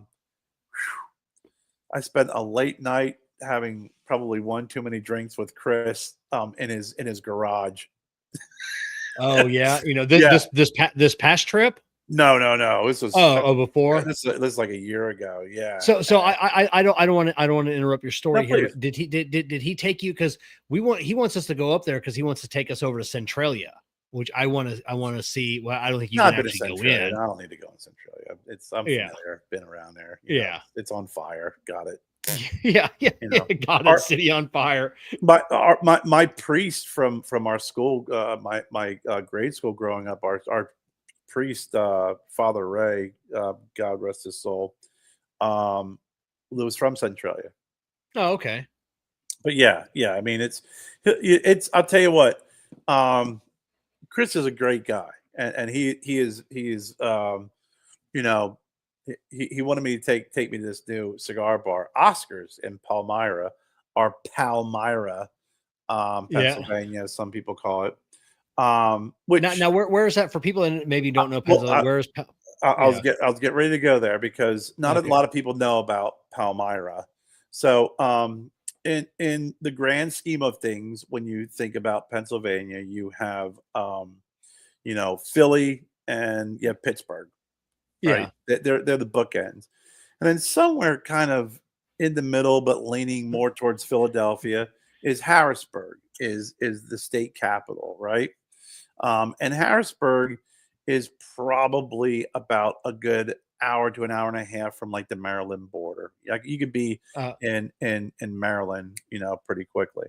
okay. Um, so if you take a straight line from Harrisburg and go directly from Harrisburg over, and you can eventually get to Philly that way. You go from Harrisburg, and then next is Hershey, Pennsylvania. We all know Hershey. Yeah. And then next to Hershey is Palmyra. Okay. And then next to Palmyra is a town called Anvil Cleona. And then next to that is Lebanon, which is where I'm from. And then from there, it's Reading, Pennsylvania. Then you can go on down to get to Philadelphia. Just real basic geography. So Palmyra is, probably about I don't know 35 minutes from where my dad lives in the Harrisburg Middletown area. Now, there's not a cigar shop from the Harrisburg area until you get probably to Lebanon. There's a whole lot of nothing. I mean, there's Yeah. town stuff like that. So this place is it used to be I I pulled up and I'm like, that's the longest effing, handicap ramp I've ever seen in my life. Like it used to be a bike shop. So Okay. so I think they need to put some steps, because if not, you got to go all the way Yeah. up. Um, but a really cool place. Like, the guy went to high school with Chris. and it's they don't have their liquor license or anything yet. It's pretty tough, it's even in Pennsylvania. But they have a really nice humidor. They got all the usual suspects in there. They got some Saka stuff. I mean, I saw Karen Burger in there, so they do have a cut. That it's another one of those shops that opens up, and they're always little weary about bringing in boutiques. Like Yeah, everyone yeah. always feels comfortable with the staples. Um, but um, really nice laid out, beautifully laid out. And then they have memberships where on the membership side, they have a big screen TV and some couches and some lounges. And this is open up 24/7 to members, this area. Then next to that, they actually have the big screen where you can hit golf balls. You can do Oh, okay. Yeah. yeah. And then the back they have a pinball machine, and in Pennsylvania you can have some of those little standalone little gambling machines, and throw some money in there, and then you're good to go. But we Do have they have do they have the cards like the pull tabs? Is that a thing in Pennsylvania? it is Oh, okay. usually the pull tabs you can go and get into like a Moose Lodge Yeah, or yeah, yeah. like American Okay. Legion. You go over. It looks like an old freaking stamp machine, and then Yeah, yeah. will be those things. But this was more. These are more like just like little slot machines, but they're little digital ones, and then they kind of Oh, give okay. you a little card. Yeah, Did you? Okay. yeah, Yeah, with the yeah, little buttons. Okay. mhm, yeah. So, but owner is super nice.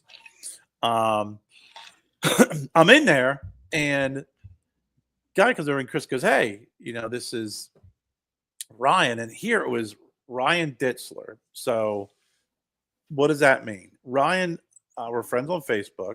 He's purchased cigars from us, from Sugar Road Cigars.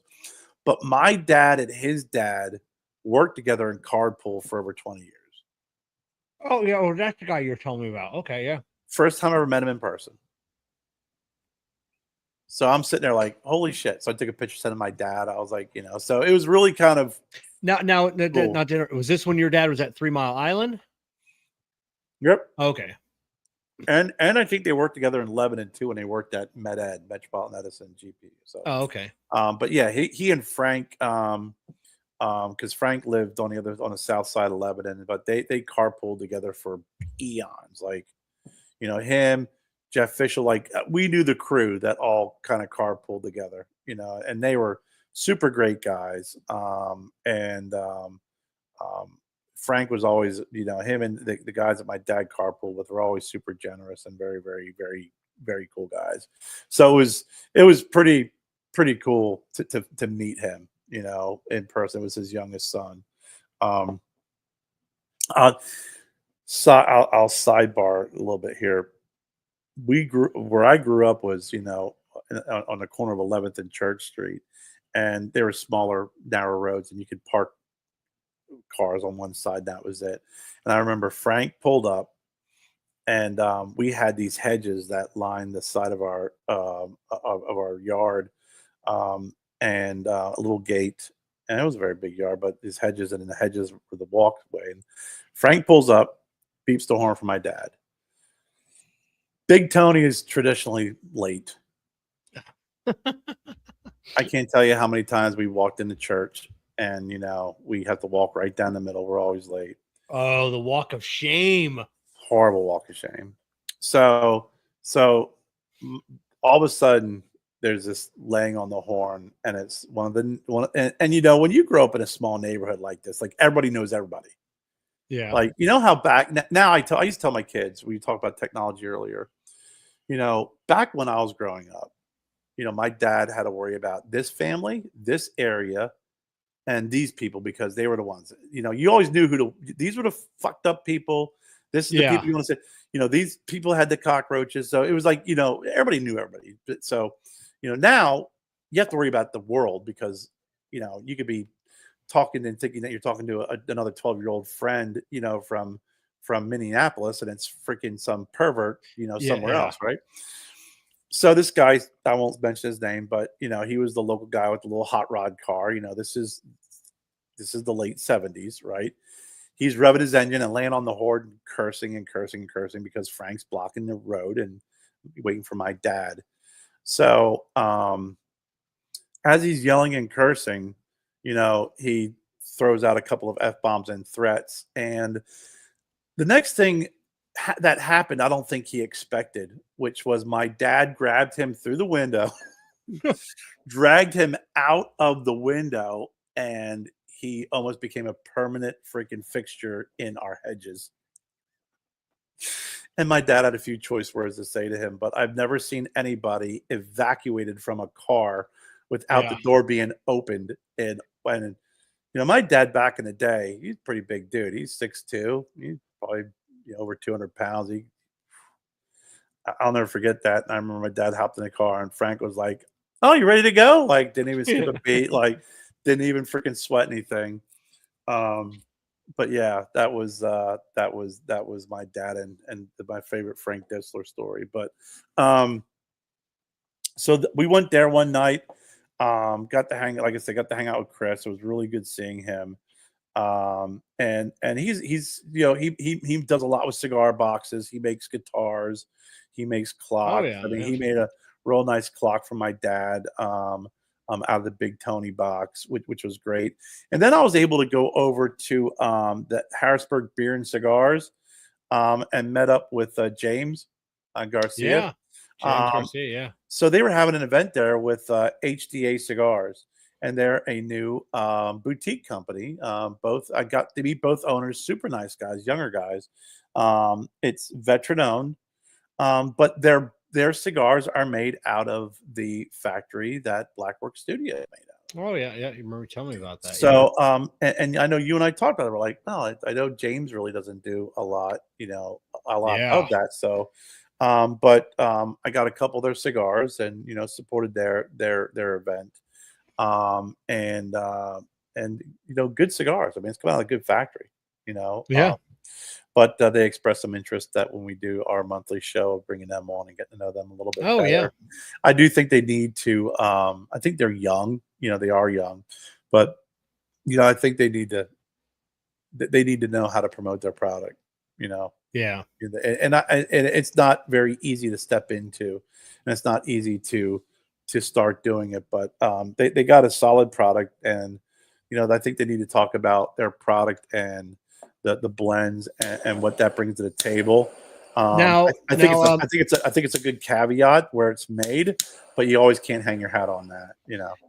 now are they from that area, or did they No. just come in, they pick, okay, I didn't know if they were from like the Harrisburg area and they picked James as a No, I think yeah. he does, that shop does a lot of, they do some boutique stuff. They do a lot of boutique events, and they'll put it in their members, membership. They'll put it on because they have a real big online presence. I mean, Oh, what James is because they doesn't that they Black Star doesn't he Luxury or own Black or Luxury or something like that. Black Lion Luxuries? Blackline Luxury, yeah, yeah, yeah, and they do a really nice job with that. I mean, when you go to the location now, when I lived in Harrisburg, where their location is, I lived not even a mile down the road Oh, okay. when I lived in Harrisburg. That was my stomping grounds was where they're located, because where they're located wasn't always this beer and cigar shop. It actually was a bagel shop and then a dry cleaner. And actually, it was a bagel shop, Blockbuster, and Yeah. then a dry cleaner, and they're in where the Blockbuster used to be. And it's a beer and wine shop, so they got a really good selection of beer and wine. Um, they have an outstanding humidor. They do. That's where I found the Saka's STFUs a few years back, Yeah. and um, the Alec Bradleys, the paper dragons, our paper Oh tigers. yeah, yeah. So, you gotta dig around a little bit. You can find some good stuff in there, but outside of that, they have a robust selection of cigars. There was some stuff in there I wasn't even aware of or familiar with, but they have a really nice selection of cigars. Plus, they got that great online presence. So I went in, and then next door on the other side, that used to be the dry cleaner, which kind of cracks me up when I walk in, is their lounge. It's a lounge, and I spent some time in there with James, shooting shit with him a little bit, and like I said, I met those guys, and I really wish them nothing but the best. But they got some good cigars. They got I think they can marble in a good story with it. I think they're going to be all right. So I spent a lot of time with my dad and my stepmom, but when it's time for old people to go to bed, I needed to kind of get out a little bit. So those were my two stops. I mean, there's usually a couple other lounges that I like to go to when I'm in town, but I didn't get a chance to stop. And I get a chance to go stop down and see Lars. That's another hour down the road to check him out in Hamburg, and even a little bit longer if I want to check him out at his home. But and then usually if I go check out Matt in Newtown, that's probably a little bit of an hour and a half. You got to get on Turnpike and stuff. But two good stops. I mean, one always has a great selection of cigars at the Harrisburg Beer and Wine, but Oscars is a really nice place. It is. It's BYOB. I mean, you can bring your own alcohol, and I really do hope that they're able to get a um, some licensing to carry at least beer and wine, and eventually some liquor. But it's right down the main street. I mean, it's one of those places where you could live a few doors down and freaking that'd be your local hangout. I can't hear you. You're muted. Oh, I muted to take a drink and I forgot to unmute. But yeah, how cool would that be? It's like it's definitely not having to go across town or Well, to that's the the way next city. that's the way Yeah, when you go down the road is 322. When you go down 322 and you go through these towns, it's you're driving down their main street, so it's like row homes, restaurant, gas station, stores, more homes, yeah, and then it opens up a little bit, and then you have whatever. Then it kind of goes into a little stretch of wooded area. Then you get into the next area, and they're all really cool little places. I mean, growing up around that area, and they build them up, but this is a really nice location, and it gives you an option where if you're in Hershey, there's some good cigar shops in Harrisburg. But if you're in Hershey or if you're even leaning more toward Palmyra, you don't have to drive all the way into Harrisburg to go to a cigar shop now. Now you have a place to go to. Or if you're on the other side of Palmyra, you don't have to make a decision. Do I drive all the way into Lebanon or do I got to drive into Harrisburg? It gives you a good spot and a good location. And they have a really good selection of cigars there. They do. Comfortable chairs. I mean, just they really it's very spread out, great ventilation, wide open area, and they had a decent decent crowd there when we were there. There's what's Walmer. up? Yeah. Hey, there he is. And Yeah, now, does James own that shop, or is he just like the GM? I think he's just a GM Oh, okay. of that location. Yeah, yeah, yeah. He's a GM. I'm not sure he could be part owner. I don't know his real Yeah, I don't know. specifics Yeah, there. I know I they know he's developed it. I know he's not the owner. I did Yeah. meet the owner, but prior. Okay. Yeah, I know they developed a good online presence over the last few years, and Yeah, they've done really really well. So they do, and they got a great out. When I was in there, I was looking through through the humidor, and the owner was there on the phone with somebody pulling out boxes for him. You yeah, know, so yeah, they got a really yeah, good online presence. I know they got a good. I think they do a cigar monthly club too. But they do. That's the first place I picked up the um, Drew Estate Dogma yeah, when it was first released. I yeah. walked in there when they The were dojo. Yeah, when they were unpacking it. yeah, yeah. James does a lot with Drew Estate. So Yeah, he's got a lot of their cigars. yeah. I think that's definitely a good place. Like I said, Kevin, we gotta make a decision too in 2025. I think we need to do a road trip. We need to do a Yeah, study road trip. we do. I need to come up and hit come up and see you, spend the night, and then at your place, and then hit the road. We need to hit the And road with the destination of Lars's house yes, and hit as many cigar shops as we can along the way, and leave little clues on where people can find us if we go missing. That's it. At least at least yeah, yeah, you and I need to hit Lars because they said it's we need someone to take that picture. So I will definitely take the picture, and we joke a lot, but he's great. I'll tell you, very hospitable when I was there, um, and it's always good to go check out Sanja's place too. yeah. Sanja's place is another place, man. It's got crazy humidor and crazy selection. Oh yeah. You know, but One of those places, just things stacked up everywhere. it is, and when you go in the back to sit down too, it's like you got to move shit. You know, it's like Yeah. it's just shit on top of shit. But another guy who is just, he tells it like it is. But when you meet him in person, one of the most generous, nicest guys. Oh yeah. Super. Oh yeah, you Without guys were up there. That's right. I forgot yeah, about yeah, that. we were up there and we see him. We saw him. I don't know, maybe like 6 months ago up in Tampa at the Big Smoke Yeah. Meets Whiskey Fest, and just absolutely brought us in hugs. How are you guys Oh doing? yeah. Want to know how we're doing, not the business, but us personally, and Yep. gave us a few cigars, gave us a couple T-shirts, and he's just always a super generous guy. Yeah, he is. Jennifer was like, we sat down and she's like moving shit around and she like moves Yeah, phones. It's like, man, this ashtray is really cool. She's like, hey, this ashtray can I buy this? He's like, just like the ashtray into just take it. yeah. Just take it. So it's always helpful to have a girl too with you, you know. It's like, So, yes. uh, I have not John, have you been. been in Waynesboro? Waynesboro, Waynesboro. And then JJ Oh, Jambalaya, he's God. 10 minutes from Hamburg. Oh, are you? Whereabouts, JJ? Where do you live? If you're 10 minutes from Hamburg, or as they say in that area, Hamburg, which direction and are you? That's another place we got to stop at is the CI in Hamburg. That place is freaking the Bass. Oh, Leesport. Okay. My brother lived up in Schuylkill Haven, and I covered that whole area. I lived in Schuylkill Haven with him when I worked up in Schuylkill Haven for a short period of time.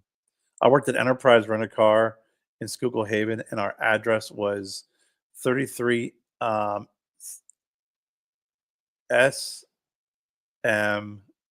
SMHP, Sammy's Motorhome Park. So we were actually our building was in the front of a motorhome park. Now, Um, I was looking up because I've only been to Pennsylvania. I mean, I think a couple of times, but I've been to my friend. He's in Chalfont. I've visited him half a dozen times. I'm not sure that's where that's at. Pittsburgh. Is it okay? Yeah, yeah, yeah. Shelf. I mean, you're talking. Um, Kara, you in North? No, I'm in South Carolina now. John, I'm literally right over. Um, or Chalfont's Philadelphia. I'm sorry, not Pittsburgh. Um, I'm in South Carolina, right on the border. Like I'm in Greenville, Simpsonville area. So if you know where Asheville, North Carolina is, I'm about an hour, 15 minutes, hour and a half directly south of there. You mentioned that right when I was packing your order or your Christmas gift. I got an order right afterwards for a guy that lives in Simpsonsville, and I'm like, Did you? well, boy, I could save some money if I get Care to drive this over there, and Ah! that saved me like $5.50 in shipping, and yeah, I'm like, I'll just That's I'll just great. yeah. Yeah, that's yeah, hey, I'll do that. Hey, listen, you guys know where you got ordered something from Cigar Panda? Yeah, Crash Panda? there's been I've probably shipped out like a half a dozen orders to a Simpsonville, and at least I know on 3, maybe it was 4, but I had in the notes section, and I said, hey, look up my buddy Care, Stogie Nice. Road, is in your town. Joe's heading out. Yeah, yeah. Be safe. Yep. Joe's heading out to paint the red Paint the town red, white, and blue. Drive fast, take chances. Exactly, but not. Um, Yeah. but not because he just got his. He just took his safety class and got his the points taken off of his license. So our insurance went up when he got his speeding ticket. Uh, Yeah, yeah. But yeah, yeah, Simpsonville. Oh, look, Lovell said that. Yeah, Greensboro is nice for you too. That's up in North Carolina. Um, but his wife lived in Simpsonville. Yeah, there's actually some. I mean, oh, you said what's a good shop in Greenville or Grant? no, he said I missed some of the show. What is a good shop in Greensboro? And then he it looks like he corrected himself and said Greenville. Oh, oh, well, in Greenville, um, I mean, if you want Greenville proper, going to Boda Cigars is the best. I mean, the owner's great, all the workers are great. I remember Um, Greenville being pretty small, so there's a Greenville proper. yeah, Greenville's not that small. No, I thought I remember it being small. No, no, Kevin, you just think small. Oh, It's okay. it's big. It's big. It's freaking ridiculously gotten bigger since I know I've been here. Um, but Boda's is a great place is a great place to stop. Torch downtown. I mean that's another that's cigar bar Yeah, to go when's the to. last time you've been to Torch? I haven't seen you post any pictures of Torch in a But I haven't while. been anywhere. I have been literally chained to my desk. Yeah. It's been horrible. It has been. I have not been out. I was just telling Jennifer that the other day. I said, I have not been out. I haven't been over to see the guys at over at Boda's in forever. And I usually would go over there at least once a month to check those guys out. But I've just been so busy with work. It's just been nonstop. I've been working every other weekend. So on the weekends I have off, I'm doing shit around the house, that gets freaking backed up. I haven't had any time for anybody outside of this, homestead. Yeah. Um, if you want to drive a little bit farther, Kevin's been there. He's been out to Cardick's place, the Boiling Yeah. Springs. That's a great place as well. You can get a lot of great places too, right over the border to North Carolina as well. Havana Phil's is up in Greensboro. That's a great place. That's a fantastic place. Um, there's a couple of good shops up in Greensboro, but Havana Phil's is the place that I always make sure I stop at when I'm up there. And he died a few years ago. I remember meeting him. Super nice guy. When I was up at his shop, but really nice location, great bar, great humidor as well. But yeah, we're growing here. I mean, if there's some modern cigars. If you like a bigger place, it's a little bit more like a nightclub that has a good humidor, great owner. That's also another great. But they have music every weekend. So there's a couple other shops in the area that if you stop by, they'll have a decent selection. There's a couple of places around here. It's like you might as well open up the Santa Clara magazine. You get the same Yeah. cigars out of that place. I mean, it's you know um, not great selections of cigars, and what good selections they did have, they just weed out because it's just easier for them to order it on online. On that Santa Clara, Meyer and Dutch. But even just a little bit south of here is the Lancero Lounge. That's been growing. First time I was in there, their selection was a little but the last couple of times it's been getting a little bit better. Um, so it's and we're starting to see a lot of these humidors popping up in different wine and spirit shops. We were just Yeah. we were just Breweries too. Yeah. we Yeah. were just going over to we were going over to my sister's house for Christmas Eve when there's a place called Bottles that I never even knew existed. And it's kind of like Wine Express or, the other wine store, where it's like one side is all beer and wine, the other side's liquor, and they got a humidor. Every place like that Yeah. now has got a humidor in it, and they had a pretty good selection. I mean, they had Jake White in there. I was like, oh wow, here you Yeah, go. people are taking the ABC model. Yeah, Here in Florida, people always say, that we get teased. Oh, ABC, you go to ABC Liquor or ABC Wine and Spirits to buy your cigars, and we have to tell people like, you should see what these humidors look like. they ain't Like bad. like the yeah, like these are legit humidors. Yep. That are well maintained and they have a good selection, and so Yeah, Wine Express, and ever since Caitlin left, I mean, they still have a humidor there and they still got, decent selection in there, but you don't see like some of the good, like, boutiques that she would bring into their humidor, but they still got a pretty good selection in there, you yeah. Do you know. see she just rolled her car? Yeah, there. Thank God she's Yeah, okay. yeah. So, But yeah, John. Yes, Jess. Well, since Jessica works for Smoke Inn, yes, she has to be there, and of course, I'm going to tag along to get dry bag my usual allotment of free cigars. So yes, you're gonna go there just to see what setup Matt Booth will have. yeah, yeah. Maybe he'll make me work his table again. Glory hole.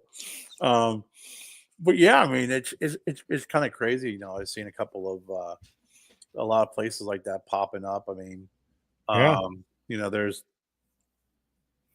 a place that we used to go to and eat sushi all the time, and there's a liquor store in there. You walk in there, they got a humidor, yeah, and they're getting good selections too. I mean, they are.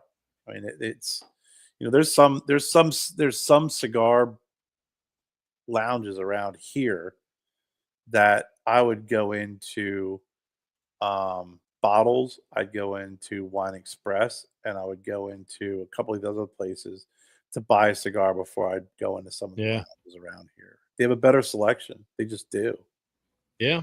And the prices are pretty good as well. I mean, there's some folks you go into, you're like, dude, Well, the price well, of fucking cigars, and well. and and, and again, you're paying more as you're getting them from the source, but you know, it's There's more profit in alcohol. So when you get a place that they're predominantly selling beer, wine, and liquor, they can bring in a nicer selection and they can still keep the prices mhm, fairly good because they're not relying on the cigars, yeah, as to turn, or to pay the rent and pay the employees, yeah. versus a cigar lounge, where it's 90%, cigars and maybe 10% beer and wine.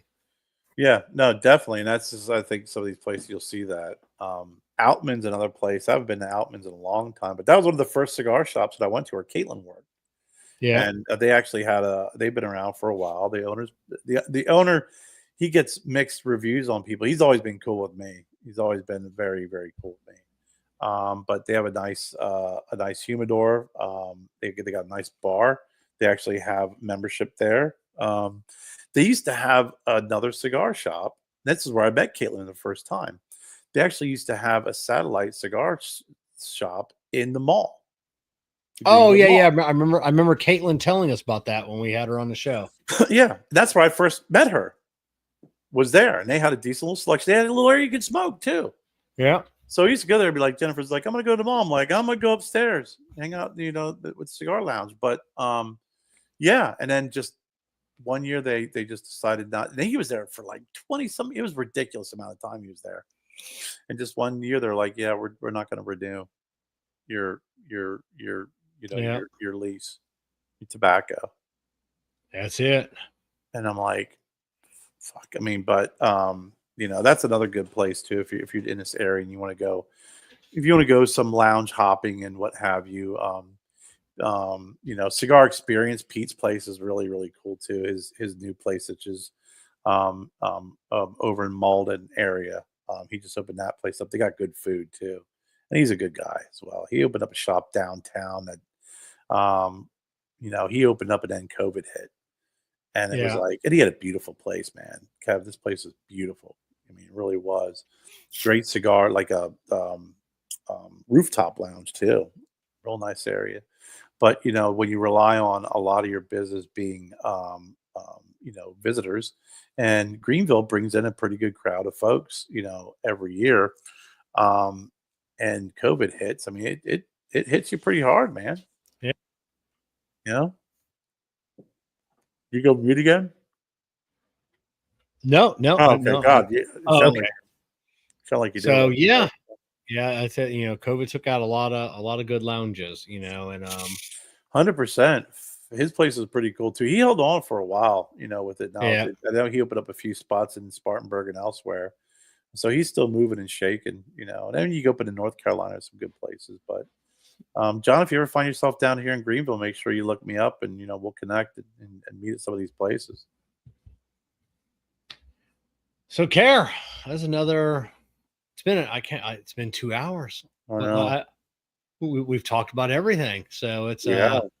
and then we doing another show that's coming up Monday. You want to get back to our regular Monday schedule, or Yeah, what is Monday? Oh, I should be able to do it. I gotta pick Wyatt up, but yeah, well, luckily on this new format, we can play it by ear. yeah. So I've got a whole toilet paper fiasco thing we can talk about. Oh yeah.